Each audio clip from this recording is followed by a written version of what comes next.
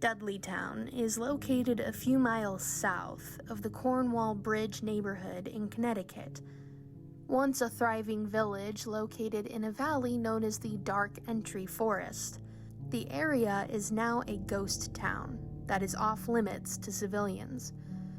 But is it restricted because of crime, danger, or because the village is actually cursed? Welcome to the Crafty Cryptid, where you can watch DIY crafts and listen to the eeriest, spookiest tales I can find on the internet. If this sort of thing piques your curiosity, make sure to subscribe and ding the notification bell.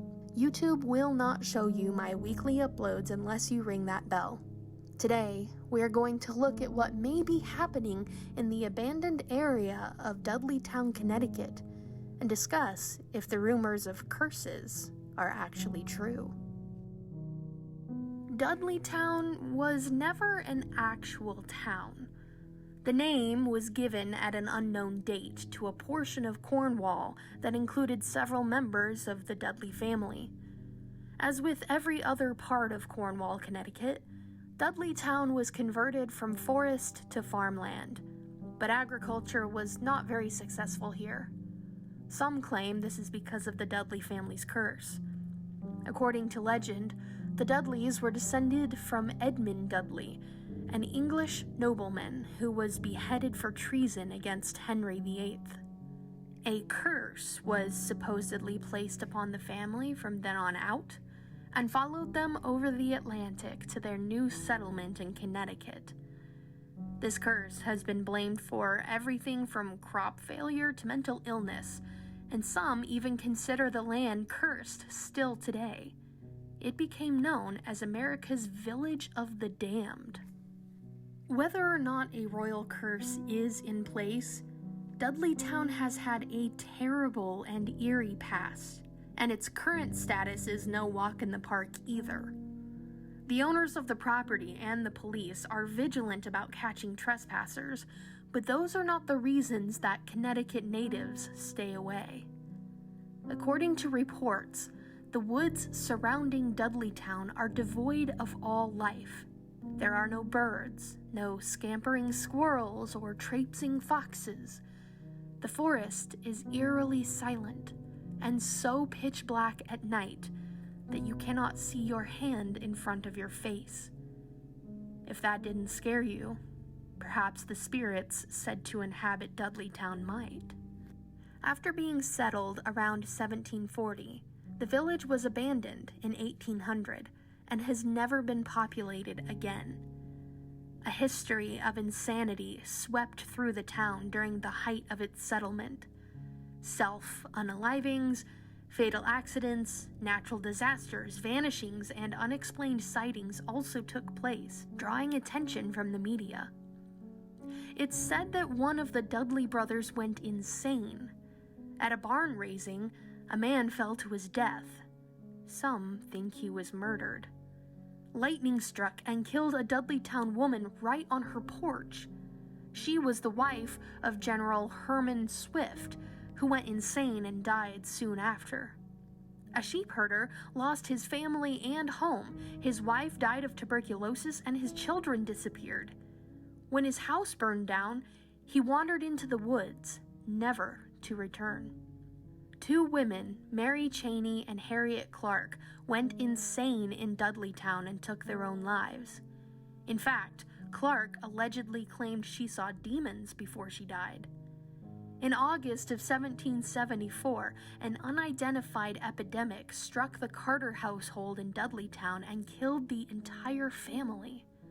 A second Dudleytown Carter family, distraught from the loss, moved near Binghamton, New York, where Native Americans took the life of the husband, wife, and their infant by tomahawk. The Carters' other 3 children were kidnapped to Canada, where 2 daughters were ransomed. With so many having gone insane in Dudleytown, and so many other tragedies befalling it, is it really to be attributed to a family curse? Reverend Gary Dudley, a Dudley family genealogist, doesn't think so. He claims that a different cause could have been the creation of flax and rye, two of the town's few exports. When it has gone moldy, flax and rye can cause hallucinations. Reverend Dudley believes that it's more likely these bouts of insanity were caused by bad bread than demonic possession.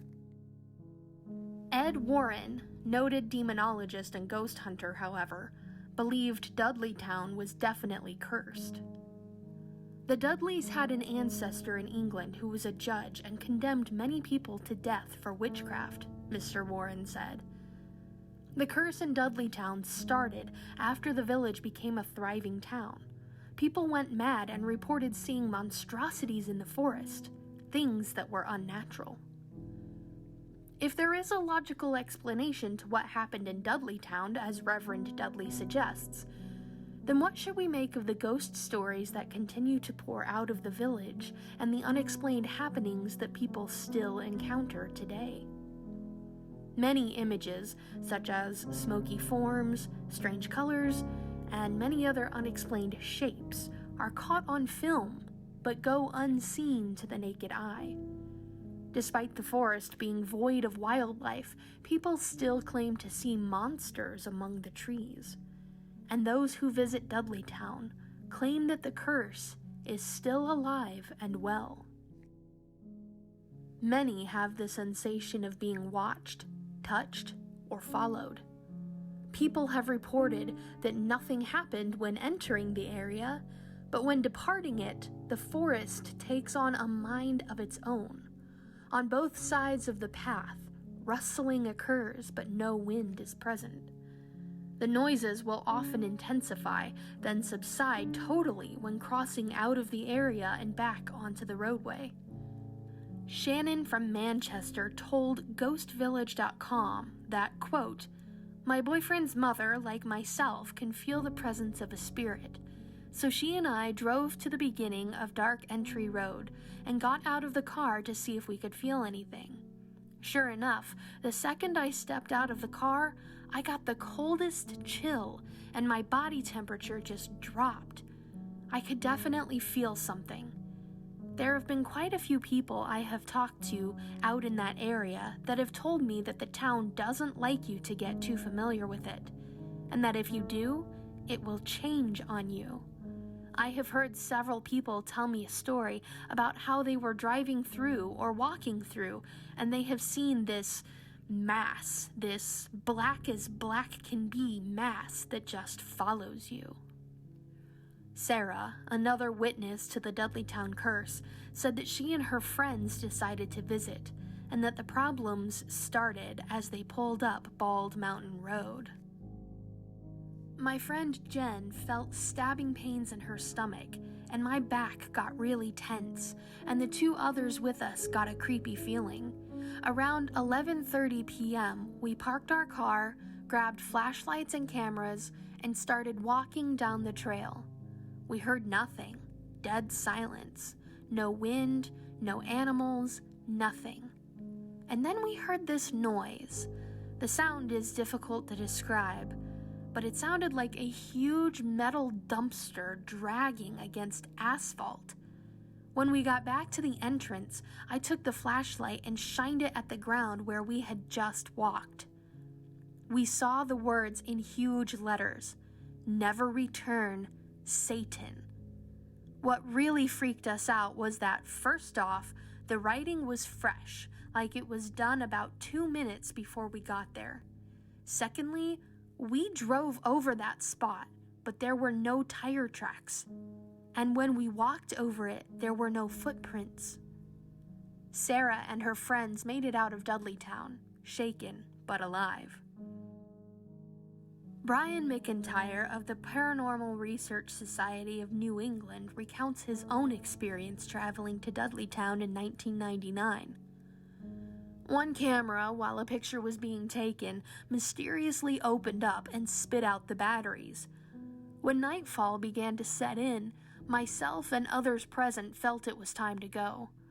Heading down the trail, there was a complete cold spot noticed by all present, unbeknownst at that time that all felt it in the same spot. the area where the trail meets the roadway, marked by a rock which must be crossed. As it became vocalized that the cold wall was present, we began to snap photos in the direction of the cold wall. At this time, darkness had heavily set in, and a white smoky form could be seen with the flashes creeping down the hill. It crept closer and closer until it began to form around one of the women. Truly strange, and still is to me, to see this whitish cloud, clear as day, moving closer and closer with absolute preciseness, was something remarkable to see. Others have not been so lucky, though. Many have fled the woods after hearing growls and yelps in their immediate vicinity without any visual being able to attribute the sounds to. Others have been assaulted by presences which remained totally shrouded in invisibility. Dudleytown remains a great mystery, but the area is without a doubt one of the spookiest places I've ever been to.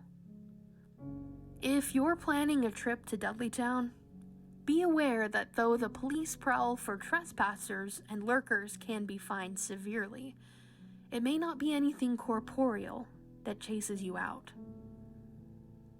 I hope you enjoyed today's video.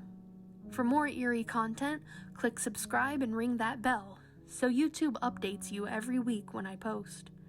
Leave a comment and like for the YouTube algorithm. Stay safe out there, guys. And thanks for watching, Cryptids.